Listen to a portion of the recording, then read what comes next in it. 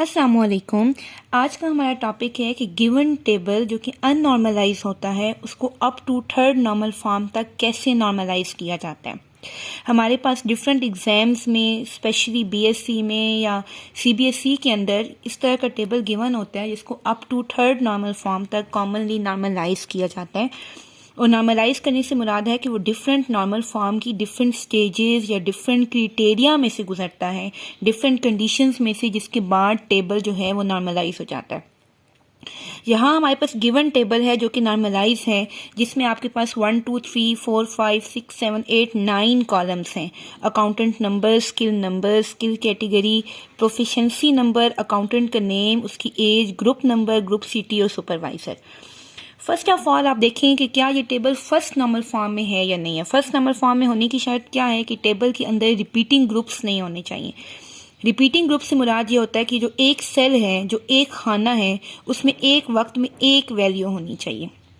अगर आप पहली रो को देखें तो यहाँ कोई रिपीटिंग ग्रुप नहीं है, लेकिन अगर आप सेकंड रो को देखें तो स्किल नंबर में ये इस एक खाने के अंदर एक वक्त में 3 वैल्यूज हैं। This is a repeating group, so the above table is not in first normal form. What is a solution? आपने सिंपली क्या करना होता है, आपने इनको अलग अलग कर देना है। यानी आपने इस तरह टेबल की फॉर्म ले आनी है कि हर एक कॉलम में, जो हर एक रो है, जो हर एक सेल है, उसके अंदर एक वक्त में एक वैल्यू। सो मैं आपको करके दिखाती हूँ। यू कैन सी कि मैंने सिंपली क्या किया है, मैंने रोज को स्प्लिट कर दिया है। यानी यहाँ पे पहले 139, 179 और 204 एक कॉलम में था, मैंने उसको एक अलग रो बना दिया। अब यहाँ पे 35 की 3 रोज बन गई हैं, जहाँ जहाँ पे डेटा अलग अलग था, जैसे कि इस खाने में भी 3 वैल्यूज थी, इसमें भी, उनको हर एक के आगे लिख दिया। और जैसे कि दाऊद था, वो एक सेल में एक ही दफ़ा लिखा हुआ था, लेकिन 35 के अकाउंटेंट नेम दाऊद है, तो वो डेफिनेटली इन दो के आगे भी आएगा, क्योंकि यहाँ पे भी अकाउंटेंट नंबर 35 आ गया। ठीक है, यानी हमारे पास पहले टेबल की फॉर्म इस तरह थी और अब हमारे पास टेबल की फॉर्म इस तरह हो गई है, क्योंकि टेबल को हमने स्प्लिट करके डिफरेंट रोज में डिवाइड कर दिए। आप इसको देख सकते हैं। अब यहाँ तक तो बात हो गई ख़त्म। Now next you have to find primary key in the table. First of all look at the accountant number. Accountant number में 35 रिपीटेड है और 77 भी रिपीटेड है, और जिस कॉलम में वैल्यू रिपीट हो रही होती है वो कॉलम प्राइमरी की नहीं बन सकता। Same for skill number, same for proficiency number. अगर आप इस टेबल को गौर से देखें तो इस टेबल के अंदर कोई ऐसा कॉलम नहीं है जो कि यूनिक हो, जो कि इट्स सेल्फ यूनिक हो। सो फिर हम क्या करें, table must have a primary की। सो ऐसा टेबल जिसके अंदर एक वक्त में एक प्राइमरी की ना बन रही हो, आप उस टेबल में 2 कॉलम्स को मिला के कंपोजिट की बना लें। सो आप बारी बारी 2 कॉलम्स का पेयर बना के देखें कि कहाँ पे आपकी कंपोजिट की फाइंड हो रही है, यानी डेटा यूनिक आ रहा है, यूनिकली आइडेंटिफाई हो रहा है। ठीक है, जैसे कि आप देखें, फर्स्ट करें, मैं अगर कहूँ ना अकाउंटेंट नंबर 35 की प्रोफिशिएंसी बताएं, तो उस 35 के आगे 5 भी आता है, 1 भी आता है, 6 भी आता है। Data is not a consistent. Name तो ठीक है, तीनों दफा दाऊद ही आ रहा है, डेटा कंसिस्टेंट आ रहा है, लेकिन यहाँ पे डेटा इनकंसिस्टेंट आ रहा है, मतलब सेम नहीं आ रहा, और डेटा को सेम आना चाहिए। सो आप पेयर्ड में देखें। सो लेट्स सपोज हम अकाउंटेंट नंबर और स्किल नंबर को देखते हैं, पेयर बना के देखें। अब मैं आपसे कहती हूँ कि जब अकाउंटेंट नंबर 35 है और स्किल नंबर 179 है, तो उसका नेम बताएं। उसका नेम आया दाऊद, ओके फाइन। उसकी एज आई 32, उसका ग्रुप सिटी आया लाहौर, उसका सुपरवाइजर क्या आया, गफूर। ठीक है, और इसी तरह उसकी प्रोफिशिएंसी आई 1। इसका मतलब है कि डेटा ठीक फाइंड हो रहा है। सिमिलरली जहाँ पे डेटा रिपीट हो रहा था, अगर मैं सिर्फ अकाउंटेंट नंबर 77 का कहूँ तो डिफरेंट डेटा आएगा, लेकिन अगर मैं ये कहूँ कि अकाउंटेंट नंबर 77 का स्किल नंबर 148 की कैटेगरी बताएं तो कंसल्टिंग आएगी। सिर्फ 77 की कैटेगरी कहूँ तो एक दफ़ा कंसल्टिंग आ रही है, एक दफ़ा text, data is not right. लेकिन अगर पेयर में देखूँ 77 148 की कंसल्टिंग, 77 179 की टेक्स्ट, तो डेटा ठीक आ रहा है। तो मेरी प्राइमरी की फिर क्या बन गई, accountant number and skill number. So simply हमने इसके नीचे क्या लगा ली, लाइन, सो डैट ये हमारे पास प्राइमरी की बन गया।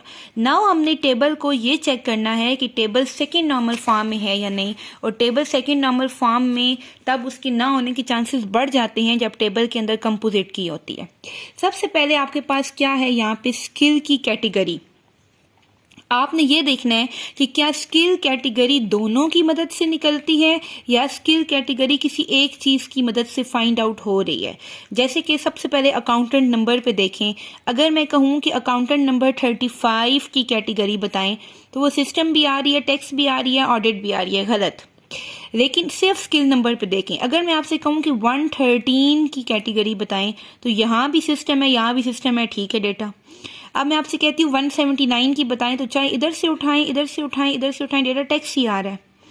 सिमिलरली 204 की ऑडिट आ रही है। That's mean skill category is a non key attribute जो कि सिर्फ स्किल नंबर पे डिपेंड कर रहा है, ऑल दो प्राइमरी की दो थी, यानी वो पार्ट ऑफ प्राइमरी की पे डिपेंड कर रहा है। तो आप यहाँ पे अपने पास नीचे लिखते जाएंगे कि स्किल नंबर पे स्किल कैटेगरी डिपेंड कर रही है। Now looks toward proficiency. Proficiency को देखें, मैं आपको 21 की प्रोफिशिएंसी कहती हूँ, 3 निकल रही है। 35 की प्रोफिशिएंसी कहती हूँ तो 5, 1 और 6 निकल रही है, यानी गलत निकल रही है।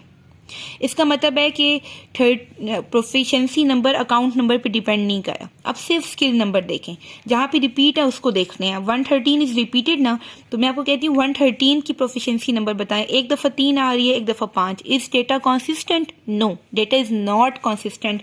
सो दैट्स मीन प्रोफिशिएंसी नंबर ना स्किल नंबर पे डिपेंड करता है ना अकाउंटेंट नंबर पे, बल्कि दोनों पे डिपेंड करता है। नोट इट डाउन, मैंने लिख लिया कि ये दोनों पे डिपेंड करता है।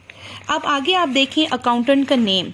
कॉमन सेंस की बात है कि अकाउंटेंट का नेम अकाउंटेंट नंबर पे डिपेंड करेगा। किसी अकाउंटेंट का नाम जानने के लिए ये ज़रूरी नहीं होता उसके अंदर कौन कौन सी स्किल्स हैं। लाइक 35 का नेम दाऊद, 77 का name Zahid and so on. So accountant number किस पे डिपेंड कर रहा है? अकाउंटेंट नंबर पे। तो अकाउंटेंट एज भी किस पे डिपेंड करेगी? अकाउंटेंट नंबर पे। ये कुछ चीज़ें आपकी कॉमन सेंस पे डिपेंड करती हैं कि अकाउंटेंट का नेम, किसी के नाम जानने के लिए स्किल नंबर ज़रूरत नहीं होती। या मैंने अगर आपसे किसी की एज पूछनी है तो मैं उसका रोल नंबर दे के एज पूछूंगी, ये नहीं कहूँगी कि फ़लाँ बंदे में फ़लाँ वाली स्किल है तो उसकी एज बताएं। सो अकाउंटेंट नंबर पर क्या क्या डिपेंड कर रहा है? Accountant number, accountant age, group number, क्योंकि ग्रुप नंबर भी अकाउंटेंट का है। जिस पे अकाउंटेंट नंबर नेम डिपेंड कर रहा होगा उसी पे ग्रुप भी डिपेंड कर रहा होगा, और जिस पे ग्रुप डिपेंड करेगा उसी पे उसका सिटी और उसी पे उसका सुपरवाइजर। सो ये सारे कॉलम इस पे डिपेंड कर रहे हैं। अब आप देख सकते हैं यहाँ पे 3 कैटेगरीज बन गई हैं। स्किल कैटेगरी स्किल नंबर पे डिपेंड कर रही है, प्रोफिशिएंसी नंबर इन दोनों पे डिपेंड कर रही है, और ये बाकी सारे अकाउंटेंट नंबर पे डिपेंड कर रहे हैं। तो आप देख सकते हैं कि यहाँ पे 3 टेबल्स बन गए हैं। एक टेबल जो है वो स्किल नंबर, जिस स्किल कैटेगरी स्किल नंबर पे डिपेंड करेगा। दूसरे टेबल में प्रोफिशिएंसी नंबर दोनों पे डिपेंड करेगा, और तीसरे में ये सारे non key attribute account number पे डिपेंड करेंगे। सो दैट्स मीन कि ये टेबल 3 टेबल्स में डिवाइड हो जाएगा। सो मैं आपको तीनों टेबल्स बना के दिखाती हूँ। यू कैन सी यहाँ पे 3 टेबल हैं। पहला टेबल क्या है? अकाउंटेंट, और उसका अकाउंटेंट टेबल, उसमें अकाउंटेंट नंबर है और बाकी सब नॉन की उस पर डिपेंड कर रहे हैं। मैंने डेटा नहीं मेंशन किया। यहाँ पे स्किल नंबर बन जाएगा, उस पर स्किल कैटेगरी, और अकाउंटेंट नंबर और स्किल नंबर दोनों पे प्रोफिशिएंसी। डेट हाउ आपके टेबल सेकंड नॉर्मल फॉर्म में कन्वर्ट हो जाएंगे, क्योंकि अब यहाँ पे कोई भी कॉलम जो है वो पार्शियल डिपेंडेंसी एग्जिस्ट नहीं करता। सो व्हाट इज नेक्स्ट? नेक्स्ट में आपने ये देखना होता है कि क्या कोई नॉन की एट्रीब्यूट नॉन की पे तो डिपेंड नहीं कर रहा, मीन थर्ड नॉर्मल फॉर्म। इस टेबल को देखिए, इस टेबल में एक ही नॉन की है। जब टेबल में एक ही नॉन की होती है तो वो किस और नॉन की पे डिपेंड कर? दूसरा तो की है, कोई और नॉन की है ही नहीं। सो ये टेबल ऑलरेडी थर्ड एनएफ में है। इसमें भी एक ही नॉन की है, सो ये टेबल भी ऑलरेडी थर्ड एनएफ में है। यहाँ पे भी आपको देखने की ज़रूरत नहीं है। ये टेबल क्योंकि बड़ा है तो इसमें आपको देखने की ज़रूरत है। और आप देख सकते हैं कि जो ग्रुप सिटी होता है ना, वो ग्रुप नंबर से फाइंड हो सकता है। यानी अकाउंटेंट नेम पता करने के लिए तो हमें अकाउंटेंट नंबर चाहिए, अकाउंटेंट एज के लिए हमें अकाउंटेंट नंबर चाहिए, लेकिन कोई ग्रुप सिटी जो है वो ग्रुप नंबर से फाइंड हो सकता है। लाइक आप प्रीवियस टेबल में देखें तो मैं अगर आपसे लाहौर का ग्रुप नंबर 44 का ग्रुप सिटी पूछूं तो वो लाहौर है और उसका सुपरवाइजर गफूर है, और जहाँ जहाँ 44 है वहाँ वहाँ सिटी लाहौर ही है और सुपरवाइजर गफूर ही है. That's mean data is consistent. Same for 52. जहाँ जहाँ 52 है ग्रुप सिटी इस्लामाबाद है और सुपरवाइजर बाबर है. डेट्स मीन कि सुपरवाइजर और ग्रुप सिटी ग्रुप नंबर पे डिपेंड कर रहे हैं. ऑल दो इस टेबल के अंदर ग्रुप नंबर भी नॉन की एट्रीब्यूट है, ग्रुप सिटी भी नॉन की एट्रीब्यूट है और ग्रुप सुपरवाइजर भी नॉन की एट्रीब्यूट है. Mean the non key is depend upon a non key. This problem is known as transitive dependency. So what is the solution? Make another table. इस given table को मैंने दो tables में convert कर दिया है, जिसमें एक में अकाउंटेंट नंबर पे बाकी दो डिपेंड कर रहे हैं और ग्रुप नंबर पे बाकी दो. सिमिलरली ये दो table already third and F में थे.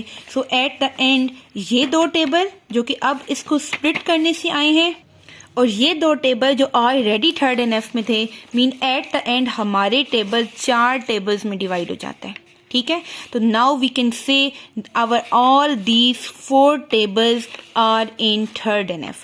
That's how we solve the table and convert our table up to third normal form. Thanks for watching. Stay tuned for more tables and for more normalization lectures.